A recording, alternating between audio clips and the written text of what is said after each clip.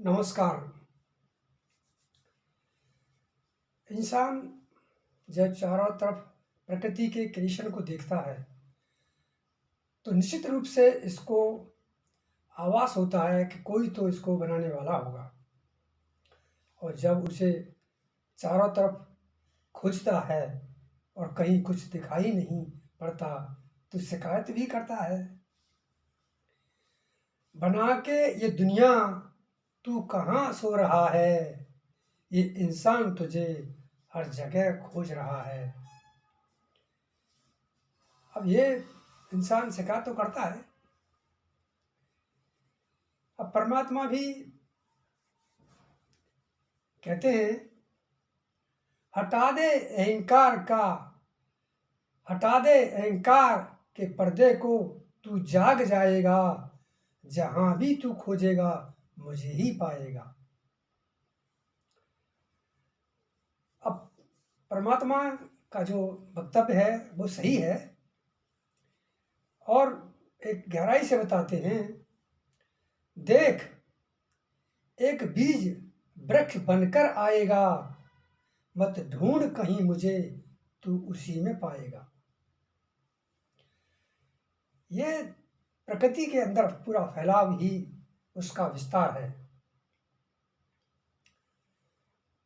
आज का उपनिषद कृष्ण यजुर्वेद के कठ अध्याय से लिया गया है, कठोपनिषद। इसमें नचिकेता, बाजश्रवा के पुत्र नचिकेता और यम के बीच होने वाले संवाद का वर्णन है। इसमें कठोपनिषद को 2 अध्यायों में बांटा गया है। दोनों अध्यायों में 3-3 बल्लियां हैं।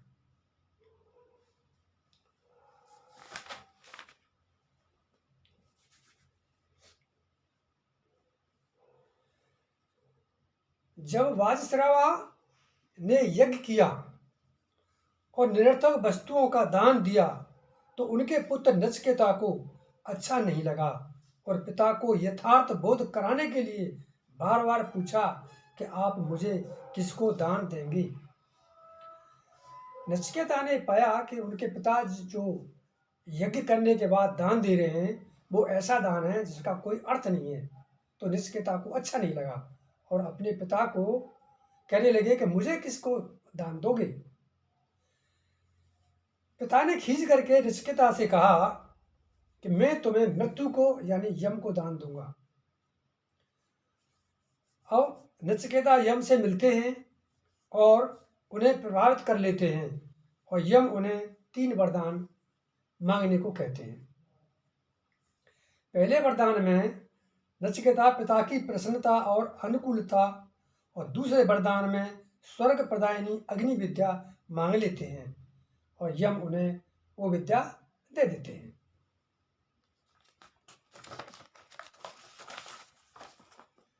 तीसरे वरदान में नचिकेता आत्मविद्या जानना चाहते हैं। यम उन्हें प्रलोभन देकर विचलित करना चाहते हैं, लेकिन नचिकेता अप्रभावित रहते हैं यानी अविचलित रहते हैं और अपने वरदान को मांगने के लिए दृढ़ संकल्प रहते हैं। ये अब तक का जो संकल्प है ये प्रथम अध्याय की प्रथम वल्ली में आ जाता है। द्वितीय और तृतीय वल्ली में यमदेव आत्मा परमात्मा संबंधी अनेकों पक्ष रखते हैं। दूसरे अध्याय के अंदर, इस अध्याय में परमेश्वर की प्राप्ति में बाधाएं, उनका निवारण, हृदय में उनकी स्थिति का वर्णन है। परमात्मा की सर्वव्यापकता, योग साधना, ईश्वर में विश्वास तथा मोक्ष आदि का वर्णन दिया गया है। अंत में ब्रह्म विद्या के प्रभाव से नचिकेता को ब्रह्म की प्राप्ति का उल्लेख है। अब आगे हम इसमें देखते हैं किस किस श्लोक में क्या क्या दिया गया है विस्तार से।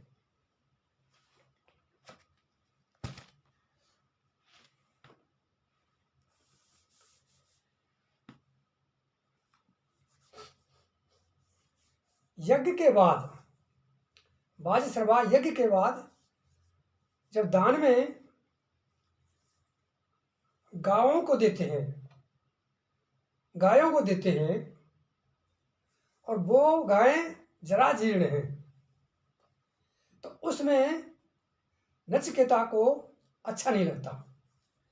तो यहाँ पर श्लोक नंबर 3 में दिया गया है, जो गौएं जल पी चुकी, घास खा चुकी, चने का दूध दुहा जा चुका है और जो इंद्रियों के शिथिल हो जाने पर प्रजनन सामर्थ्य से रहित हैं, जो वृद्धावस्था से जीर्ण और निरर्थक हो चुकी हैं, उन गौओं का दान करने से मेरे पिता वाजश्रवा निश्चित ही सुखों से रहित और नरक आदि लोगों को प्राप्त करेंगे। तो ये चीज उनको अच्छी नहीं लगी नचिकेता को। उन्हें लगा कि इस तरह का दान देने से मेरे पिता निश्चित रूप से नरक आदि लोगों में जा सकते हैं।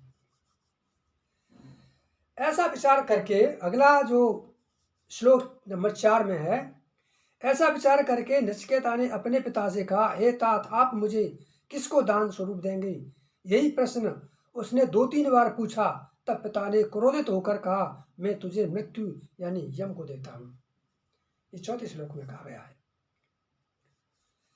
आगे 5वें श्लोक में है, पिता द्वारा ऐसा कहे जाने पर पुत्र नचिकेता ने विचार किया कि अनेक शिष्यों और पुत्रों में मुझे प्रथम अर्थात उत्तम स्थान प्राप्त है और बहुतों के बीच में मध्यम श्रेणी का हूँ। मुझे पिताजी द्वारा यमराज को दिया जा रहा है। यम का ऐसा कौन सा कार्य है जो मेरे द्वारा संपन्न हो सकता है? तो नचिकेता को लगता है कि ठीक है, मैं यम के पास जाऊंगा, अगर मैं वहां उनके भी कुछ काम आ सकूं तो अच्छा है। आगे श्लोक नंबर 9 में दिया है, यम का कथन है, हे ब्राह्मण। इससे पहले मैं थोड़ा बताना चाहूँगा कि जब नचिकेता यम के पास जाते हैं तो वहाँ वो उनको नहीं पाते हैं, यानी यम वहाँ पर उपस्थित नहीं होते हैं। तो 2-3 दिन तक नचिकेता वहीं टिके रहते हैं और जब 3 दिन के बाद यम घर पर वापस आते हैं तो वहाँ नचिकेता को पाते हैं और कहते हैं, हे ब्राह्मण, आप सम्मानीय अतिथि हैं, अतः आपको नमन है। मेरा कल्याण हो। हमारे घर पर आपने जो 3 रात तक बिना भोजन किए ही निवास किया है, इसके फलस्वरूप एक रात्रि के लिए आप हमसे 3 वर मांग सकते हैं। अब 3 रात्रि तक बिना भोजन खाए हुए नचिकेता यम के घर पर रहते हैं, तो 3 रात के लिए 3 वरदान देने को यम नचिकेता से कहते हैं। उन 3 वरदानों में नचिकेता का जो पहला वरदान है वो इस प्रकार है। नचिकेता ने कहा, हे यमराज, मेरे पिता गौतम पुत्र उद्दालक मेरे प्रति शांत संकल्प वाले, प्रसन्न मन वाले तथा क्रोध रहित हो जाएं। आपके द्वारा वापस घर भेजे जाने पर मुझे पहचान कर मेरे साथ पूर्णवत प्रेम पूर्व व्यवहार करें। आपके द्वारा प्रदत्त 3 वरदानों में से यह मेरा पहला वरदान है। वो चाहते हैं कि जब मैं यहाँ से वापस जाऊँ तो मेरे पिता मुझे आनंदपूर्वक स्वीकार करें और उनके अंदर जो क्रोध है वो शांत हो जाए। वो क्रोधी स्वभाव के हैं। पहला वरदान यम उनको दे देते हैं। अब वो दूसरा जो वरदान है उसे मांगते हैं, जो श्लोक नंबर 13 में दिया है। हे यमराज, आप स्वर्ग के साधन भूत अग्नि विद्या को भली भांति जानते हैं, अतः मुझ श्रद्धालु को वह अग्नि विद्या भली प्रकार समझाएं जिसके द्वारा स्वर्ग लोक को प्राप्त हुए पुरुष अमृत को प्राप्त करते हैं। इस विद्या को मैं द्वितीय वर के रूप में मांगता हूं। अग्नि विद्या वह विद्या है जिसे पाकर के स्वर्ग लोकों में जाने के लिए मनुष्य तैयार हो जाता है।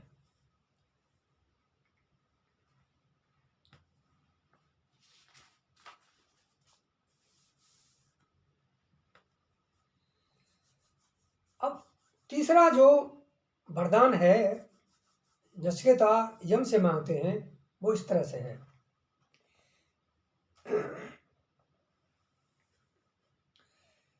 नचिकेता जब तीसरा वरदान मांगते हैं यम से, तो यम उन्हें कुछ इस तरह से बताते हैं कि जो अग्नि विद्या मैंने तुम्हें दी है, तो वो अग्नि विद्या इस तरह से उन्होंने उनको समझाया कि हे नचिकेता, ये स्वर्ग प्रदान करने वाली अग्नि विद्या है। तुमने द्वितीय वर के द्वारा जिसका वर्ण किया है, मनुष्य आज से इस अग्नि को तुम्हारे ही नाम से जानेंगे और प्रयोग करेंगे। हे नचिकेता, अब तुम स्व अभिलषित तीसरे वर को मांग लो। तो उन्होंने जो अग्नि विद्या दी उसके बारे में बताया गया कि आज से अग्नि आपके ही नाम से जानी जाएगी। नचिकेता कहते हैं, मनुष्य के मृत हो जाने पर आत्मा का अस्तित्व रहता है, ऐसा ज्ञानियों का कथन है। और अन्य कुछ की मान्यता यह है कि मृत्यु के पश्चात अस्तित्व नहीं रहता। आपके उपदेश से मैं इस संदेश से मुक्त होकर आत्म रहस्य को भली प्रकार जान सकूं, वरों में यही मेरा तीसरा वरदान वर है। यानी वो आत्मा के आत्म तत्व के बारे में जानना चाहते हैं। आत्म तत्व के बारे में अच्छे अच्छे विद्वानों को भी संशय रहता है कि जब मृत्यु होती है तो मृत्यु के बाद क्या आत्मा चली जाती है या आत्मा समाप्त हो जाती है या आत्मा है भी या नहीं, ऐसा उसको संशय है। तो आत्म तत्वों के बारे में जानने के लिए नचिकेता तत्पर होते हैं। यम ने कहा, हे नचिकेता, पूर्व काल में देवताओं ने भी इस आत्मा के विषय में संशय किया। निश्चित ही यह आत्म तत्व नामक धर्म सरलता पूर्वक जानने योग्य नहीं है। हे नचिकेता, तुम मुझसे कोई अन्य वर मांग लो, इस वर से हमें मुक्त कर दो। यम उस वर को देने के लिए उत्सुक नहीं है, वो नहीं चाहते, क्योंकि इसका ज्ञान बहुत गूढ़ ज्ञान, बहुत गहरा ज्ञान है, शायद नचिकेता समझने में असमर्थ रहेंगे। फिर आगे कहते हैं,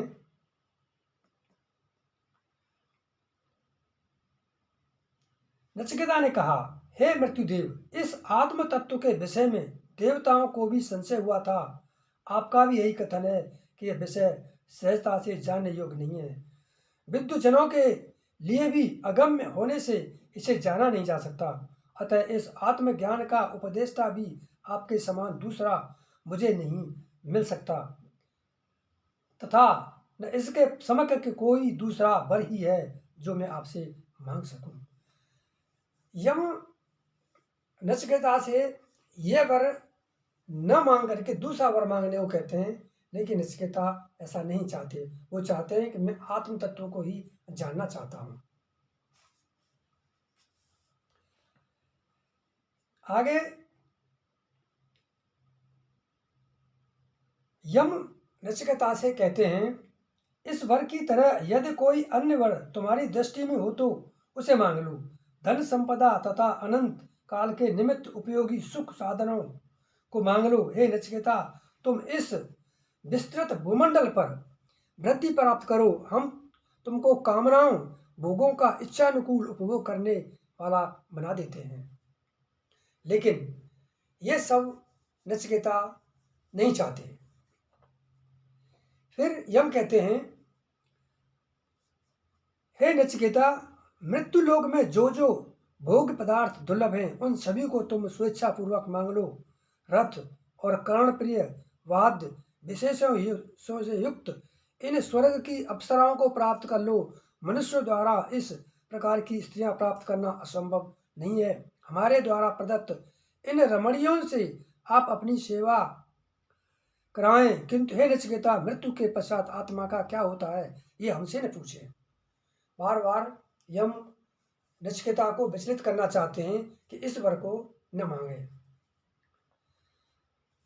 आगे नचिकेता उनसे आग्रह करते हैं, हे यमराज, जिन साधनों का आपने वर्णन किया है वे कल रहेंगे भी या नहीं, इसमें पूरा संदेह है। साथ ही ये मनुष्य की इंद्रियां सामर्थ्य को भी छीण कर डालती हैं। जिसे आप दीर्घ जीवन के रूप में हमें देना चाहते हैं वह संपूर्ण जीवन भी भोगों के लिए कम ही है। अतः रथादि वाहन एवं अप्सराओं के नाच गान आपके ही पास रहें, अर्थात मुझे इनकी कोई कामना नहीं है। नचिकेता अपने तीसरे वरदान यानी आत्मज्ञान के ऊपर ही अड़े रहते हैं। मनुष्य को धन से संतुष्ट नहीं किया जा सकता। जहां हमें आपके दुर्लभ दर्शन लाभ की प्राप्ति हो गई, वहां धन तो हम अपने प्रसाद से उपलब्ध कर ही लेंगे।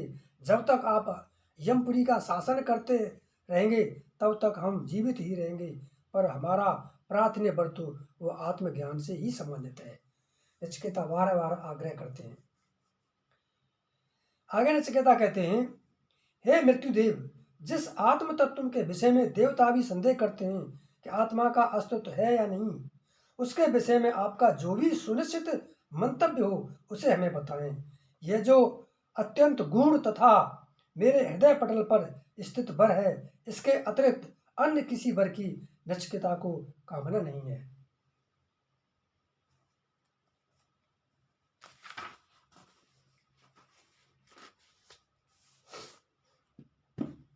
अब तक का जो वक्तव्य है ये पहले अध्याय की पहली वल्ली के अंदर आता है।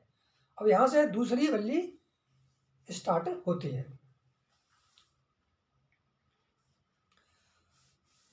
यमराज अब नचिकेता को आत्म बोध से संबंधित, आत्मज्ञान से संबंधित कुछ वक्तव्य कहना शुरू करते हैं। उन्होंने दो शब्दों का यह इस्तेमाल किया है, श्रेय और प्रेय। इन दोनों का मतलब विरोधी है। तो यहां उन्होंने जो कहा है, श्रेय का मतलब होता है कल्याण का मार्ग और प्रेय का मतलब होता है सांसारिक भोग पदार्थों का मार्ग, और दोनों ही मार्ग पृथक पृथक हैं। भिन्न भिन्न परिणाम देने वाले दोनों श्रेय और प्रिय मार्ग मनुष्य को अपनी अपनी ओर आकर्षित करते हैं। अतः उन दोनों में से श्रेय कल्याण के मार्ग को स्वीकार करने वाले साधकों को श्रेष्ठ फल प्राप्त होते हैं, और जो संसारिक भोगों से युक्त प्रिय मार्ग के पथिक हैं वे मानव जीवन के महान उद्देश्य से भटककर पतन पराभव को प्राप्त करते हैं। ऐसा यम ने नचिकेता को बताया, श्रेय और प्रिय दोनों ही के बारे में। आगे कहते हैं, श्रेय और प्रेय दोनों ही मार्ग मनुष्य के समक्ष उपस्थित होते हैं। बुद्धिमान मनुष्य उन दोनों को भली प्रकार विचार कर उन्हें पृथक पृथक रूप से जान लेते हैं। आगे यम कहते हैं, जो श्रेय और प्रेय मार्ग विद्या और अविद्या के रूप में जाने गए हैं वे दोनों परस्पर बिल्कुल विपरीत और भिन्न भिन्न फल देने वाले हैं।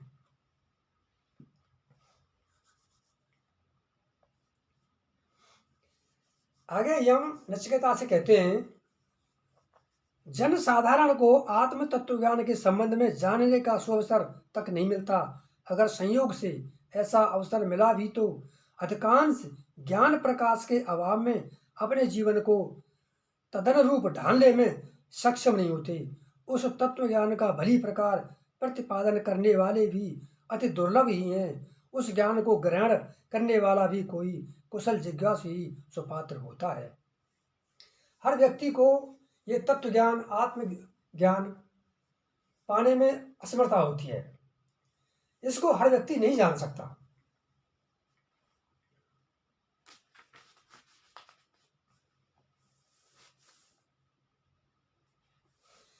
आगे यम नचिकेता को कहते हैं, सभी वेद जिस ब्रह्मी स्थिति परम पद का बार बार उल्लेख करते हैं, सभी तप साधना जिस स्थिति का अनुभव कराती हैं, जिसे प्राप्त करने की अभिलाषा से साधक गण ब्रह्मचर्यादि व्रतों का पालन करते हैं, हे नचिकेता मैं तुमसे उसी स्थिति का संक्षेप में वर्णन करता हूँ। अब यहाँ से वो आत्मबोध के बारे में थोड़ा सा नचिकेता को बताना शुरू करते हैं। ओम ही वह परम पद है। ओम शब्द का यम ने मुख्य रूप से कहा है कि ओम ही उस परम पद का मुख्य स्वरूप है। यह ओम ही अक्षर ब्रह्म है। यही ओम पर ब्रह्म अर्थात सर्वोत्तम है। इसी अक्षर को भली प्रकार जानकर जो साधक जिस अभीष्ट की कामना करते हैं उन्हें उसकी प्राप्ति होती है। आगे हम कहते हैं, यह प्रणव ओंकार ही आत्म साक्षात्कार का श्रेष्ठ अवलंबन है। यही परमात्मा के ध्यान का आधार होने से सर्वश्रेष्ठ है। इस ब्रह्म प्राप्ति के आश्रय को जानकर साधक गण ब्रह्मलोक को प्राप्त करते हैं। यह नित्य ज्ञान स्वरूप आत्मा न तो उत्पन्न होता है न मृत्यु को ही प्राप्त होता है। ये आत्मा न तो किसी अन्य से उत्पन्न हुआ है और न इससे ही कोई उत्पन्न हुआ है। ये आत्मा अजन्मा, नित्य, शाश्वत और क्षय तथा वृद्धि से रहते हैं। शरीर के नष्ट होने पर भी यह आत्मा विनष्ट नहीं होता। तो इस तरह के आत्मा के बारे में यम नचिकेता को ज्ञान देते हैं। आगे कहते हैं, यदि हनन करने वाला व्यक्ति अपने को मारने में सक्षम मानता है और हनन किया हुआ व्यक्ति स्वयं को मारा हुआ मानता है तो वे दोनों ही आत्म तत्व के संबंध में अनभिज्ञ यानी अज्ञानी हैं, क्योंकि यह आत्मा न तो किसी को विनष्ट ही करता है और न किसी के द्वारा इसे मारा जाना संभव है। यानी एक व्यक्ति जो ये कहता है कि मैं किसी व्यक्ति को मार दूंगा और दूसरा व्यक्ति अपने को ये मान लेता है कि ये मुझे मार देगा, तो दोनों ही अनभिज्ञ, वो जानते नहीं, क्योंकि आत्मा को न तो कोई मार सकता है और न किसी के द्वारा कोई मारी जा सकती है। परमात्मा चेतना इस जीवात्मा की हृदय रूपी गुफा में अणु से भी अति सूक्ष्म और मान से भी अति महान रूप में विराजमान है। निष्काम कर्म करने वाले शोक रहित कोई बिरले साधक ही परमात्मा की अनुकंपा से ही उसे देख पाते हैं। एक स्थान पर विद्यमान होते हुए भी वह परम चेतना दूर चली जाती है और शयन करते हुए भी सभी जगह गमन करती है।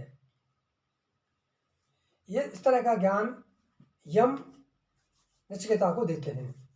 आगे कहते हैं, परमात्म तत्व को मात्र धर्मोपदेश सुनकर स्तुति वंदना के रूप में उसकी चर्चा करके तथा शास्त्रों का अध्ययन करके नहीं जाना जा सकता। जिस पर उसकी कृपा होती है वही उसे जान पाता है। वह परमात्म तत्व अधिकारी साधक के समक्ष अपने वास्तविक स्वरूप को स्वयं ही अभिव्यक्त कर देता है। ये बहुत गहरी बातें हैं जो यम नचिकेता को बताते हैं।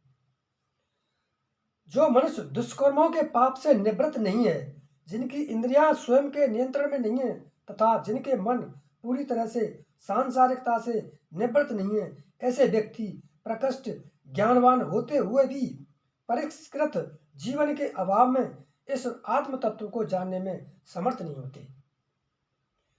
यानी वेदों का ज्ञान, पुस्तकों से जो भी ज्ञान लें हम, वो सब जो है आत्म तत्व को जानने के लिए काफी नहीं है। यहाँ ये कहा गया है।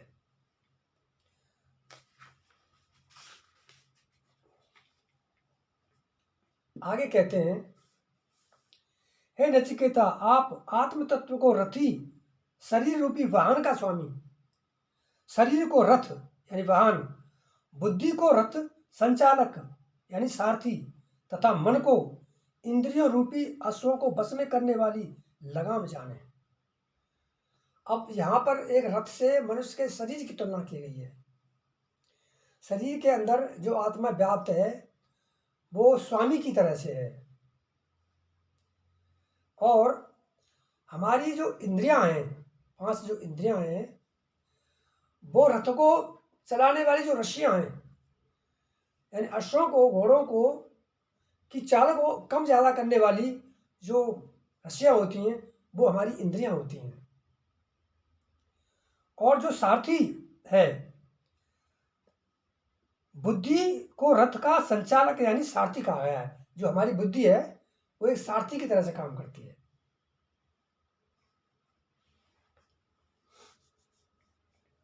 जो अविवेक युक्त बुद्धि वाला, निग्रह रहित मन वाला और सदैव अशुद्ध रहने वाला है, वह कभी परम पद को प्राप्त नहीं कर सकता, वरन बारंबार संसार के जन्म मरण चक्र में परिभ्रमण करता रहता है। किंतु जो विवेक बुद्धि वाला, नियंत्रित मन वाला और सदैव पवित्र रहने वाला है, वह उस परम पद को प्राप्त कर लेता है जहां से पुनः जन्म नहीं होता। जो मनुष्य विवेक युक्त बुद्धि रूप सारथी वाला और मन को संयत रखने वाला है, वह संसार सागर से पार होकर विष्णु भगवान के परम पद को प्राप्त कर लेता है। इंद्रियों की अपेक्षा उनके विषय अधिक श्रेष्ठ हैं। विषय से मन श्रेष्ठ है, मन से बुद्धि और बुद्धि से भी उत्कृष्ट यह महान आत्मा है। जीवात्मा से ईश्वर की अव्यक्त शक्ति श्रेष्ठ है। अव्यक्त शक्ति से वह पुरुष परम पुरुष परमेश्वर श्रेष्ठ है। उस परम पुरुष से श्रेष्ठ अन्य कुछ भी नहीं है। वह सबकी पराकाष्ठा और परमगति है। समस्त प्राणियों में छिपा हुआ यह आत्म तत्व प्रकाशित नहीं होता, वरन सूक्ष्म दृष्टि से रखने वाले तत्वदर्शियों को सूक्ष्म बुद्धि से ही दिखाई देता है।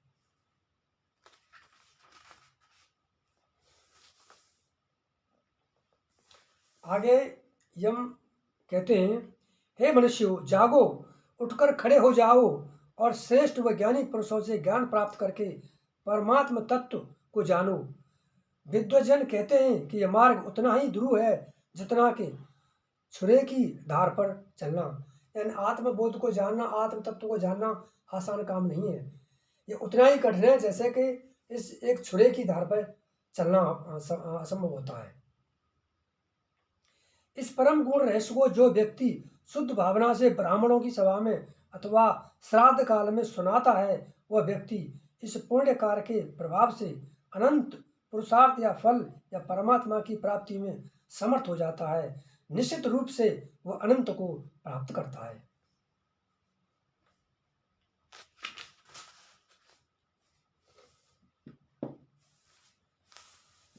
आगे यम आत्म तत्व ज्ञान के बारे में और थोड़ा गहराई से बताते हैं। चैतन्य और अज पर ब्रह्म का नगर 11 द्वारों वाला है। 2 नेत्र, 2 कान, 2 नाक के छिद्र, 1 मुख, नाभि, गुदा, जननेन्द्रियां और ब्रह्मरंध्र, शरीर के ये 11 छिद्र ही 11 द्वार हैं। उस परमेश्वर का निष्ठापूर्वक ध्यान अनुष्ठान करने वाला जीव कभी शोक नहीं करता और शरीर के स्थित रहते हुए ही कर्म बंधन से मुक्त हो जाता है। यही है वह परब्रह्म। आगे बताते हैं, वह हंस जीवात्मा यह परब्रह्म प्रकाशित है। वही अंतरिक्ष में स्थित वसु है। घरों में होने वाला अतिथि भी वही है। यज्ञ वेदिका पर स्थित अग्नि और आहुति प्रदान करने वाला होता भी वही है। मनुष्यों में श्रेष्ठ देव पितृ आदि रूपों में वही प्रतिष्ठित है। वही सत्य और आकाश में भी निवास करने वाला है। जल, पर्वतों, पृथ्वी और सत्कर्मों में प्रकट होने वाला वही परम सत्य है। हर जगह उस परमात्मा का ही वास है। शरीर में स्थित एक देह से दूसरे देह में गमन करने के स्वभाव वाला यह जीवात्मा जब एक शरीर को छोड़कर दूसरे में चला जाता है, तब क्या शेष रहता है? यह वही परब्रह्म है। अपने अपने कर्म और शास्त्राध्ययन के अनुसार प्राप्त हुए भाव के कारण कुछ जीवात्मा तो शरीर धारण करने के लिए विभिन्न योनियों को प्राप्त करते हैं और अन्य कितने ही अपने कर्मानुसार स्थावरत्व को प्राप्त होते हैं, अर्थात वृक्ष, लता, पर्वत आदि जड़ योनियों में जाते हैं।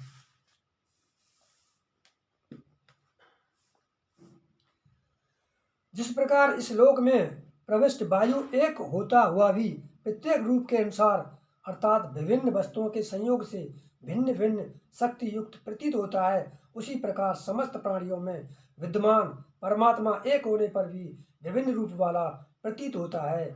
वही उनके बाहर भी है।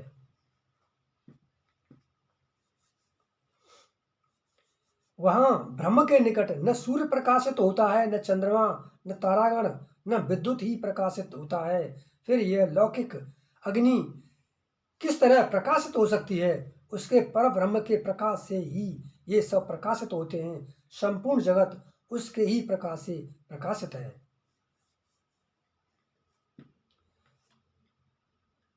आगे कहते हैं, शरीरांत होने से पूर्व ही यदि व्यक्ति ब्रह्म का ज्ञान प्राप्त कर लेता है, यानी मृत्यु से पहले अगर ब्रह्म का ज्ञान प्राप्त हो जाता है तो जीव बंधन से छूट जाता है। यदि नहीं प्राप्त कर पाया तो बार बार विभिन्न योनियों में भ्रमण करना पड़ता है।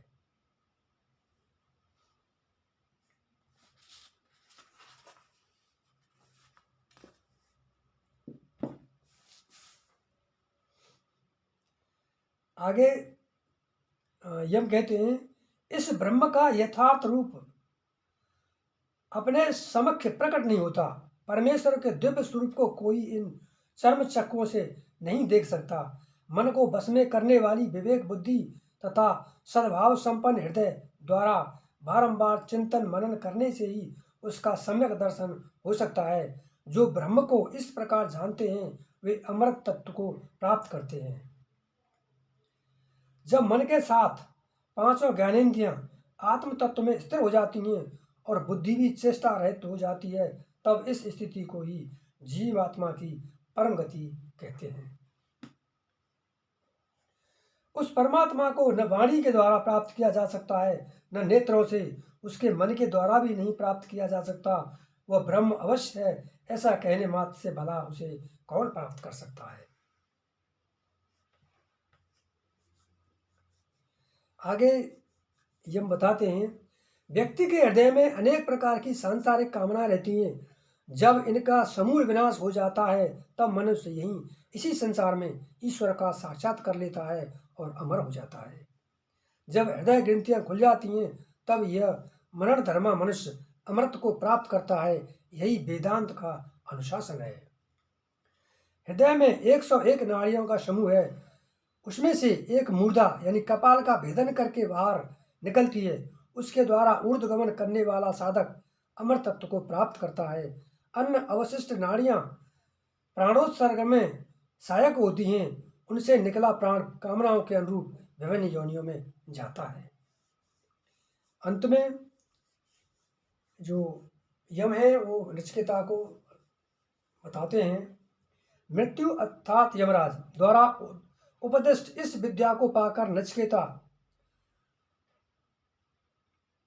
विकारों से रहित और सर्वथा शुद्ध होकर जन्म मृत्यु के बंधन से मुक्त हो गया और ब्रह्म भाव ब्रह्मत्व को प्राप्त हो गया।